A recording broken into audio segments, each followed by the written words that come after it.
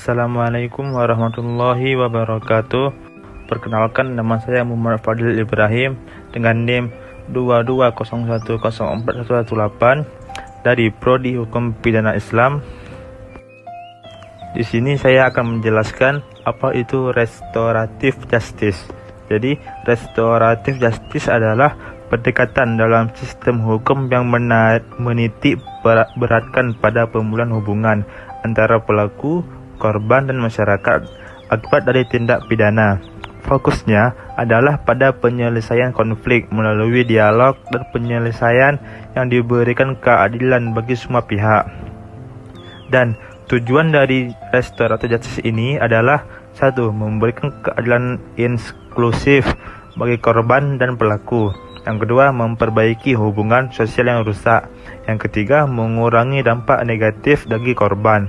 Yang keempat adalah mendorong pelaku untuk bertanggung jawab dan memperbaiki kesalahan. Dan selanjutnya ada prinsip utama dan manfaat restoratif justice. Prinsipnya yaitu pemulihan kerugian, fokus pada pemulihan korban. Kedua, keterlibatan semua pihak, pelaku, korban, keluarga, dan masyarakat. Yang ketiga ada akuntabilitas pelaku. Pelaku bertanggung jawab atas perbuatannya. Yang keempat ada reintegrasi sosial, mendorong semua pihak kembali ke masyarakat. Dan ada juga manfaatnya, yaitu bagi korban mendapat keadilan, rasa aman, dan pemulihan emosional. Yang kedua ada bagi pelaku kesempatan untuk memperbaiki diri dan menghindari stigma.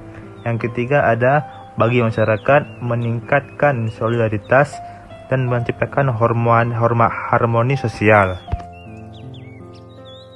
Dan selanjutnya ada proses restoratif justice dan contohnya. Prosesnya yaitu: 1. Identifikasi kasus, pilih kasus yang cocok untuk pendekatan ini.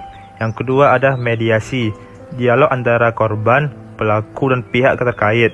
Yang ketiga ada kesepakatan, solusi bersama seperti ganti rugi, permintaan maaf, atau kerja sosial. Yang keempat ada pelaksanaan kesepakatan, pelaku menjalankan kewajibannya. Yang kelima ada evaluasi, memastikan keberhasilan reintegrasi sosial. Contohnya ada: yang pertama ada kasus pencurian ringan, pelaku meminta maaf dan mengganti rugi kepada korban. Yang kedua ada pelaku melakukan tugas kerja sosial untuk masyarakat. Yang kedua ada kasus perkelahian, mediasi antara kedua belah pihak disertai pembinaan perilaku. Yang ketiga ada pelanggaran lalu lintas, pelaku memberikan penyuluhan atau kerja sosial daripada dikenakan denda besar. Dan selanjutnya saya akan menjelaskan tentang apa itu retributive justice. Retributif berasal dari kata retribusi, yang berarti pembalasan atau pemberian konsekuensi atas suatu tindakan. Dalam konteks hukum, retributive justice atau keadilan retributif adalah pendekatan peradilan yang menekankan penghukuman kepada pelaku tindak pidana sebagai bentuk pembalasan yang setimpal atas tindakan yang dilakukannya. Pendekatan ini didasarkan pada prinsip bahwa setiap pelanggaran hukum harus mendapatkan hukuman yang sesuai dengan tingkat kesalahan dan dampak yang ditimbulkan. Dan itu ada juga tujuannya, yaitu memberikan hukuman yang setimpal sesuai dengan setingkat kejahatan. Yang kedua ada menegakkan keadilan dengan menunjukkan bahwa setiap pelanggaran harus mendapatkan konsekuensi. Yang ketiga ada mencegah tindak pidana melalui efek jera bagi pelaku dan masyarakat. Yang keempat ada memulihkan kepercayaan masyarakat terhadap sistem hukum. Ada juga prinsip utama dan manfaat retributive justice. Prinsipnya yaitu proporsionalitas hukuman harus setara dengan tingkat kesalahan dan dampak tindak pidana. Yang kedua ada akuntabilitas pelaku. Pelaku harus bertanggung jawab atas perbuatannya dan menerima konsekuensi hukuman. Yang ketiga ada ketegasan hukum. Hukum diberikan sesuai dengan aturan hukum yang berlaku tanpa kompromi. Yang keempat ada pemisahan moral. Memastikan bahwa kejahatan dianggap sebagai pelanggaran terhadap norma sosial dan moral. Dan ada juga manfaatnya, yaitu 1. memberikan keadilan, mengembalikan keseimbangan moral melalui penghukuman.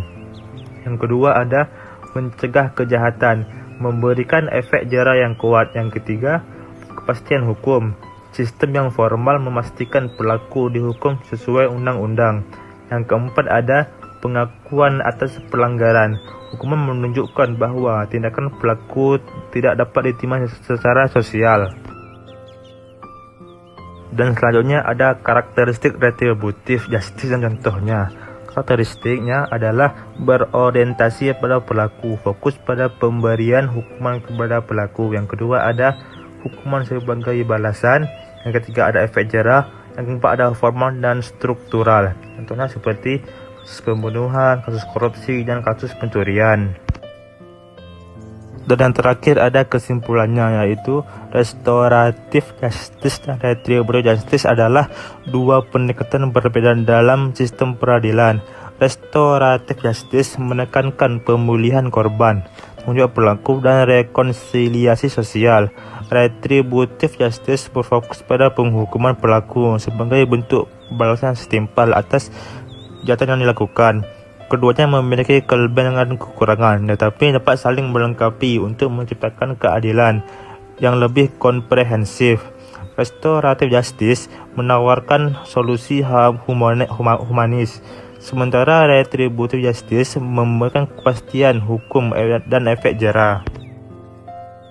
Sekian dari presentasi saya, lebih dan kurang saya mohon maaf. Terima kasih. Wassalamualaikum warahmatullahi wabarakatuh.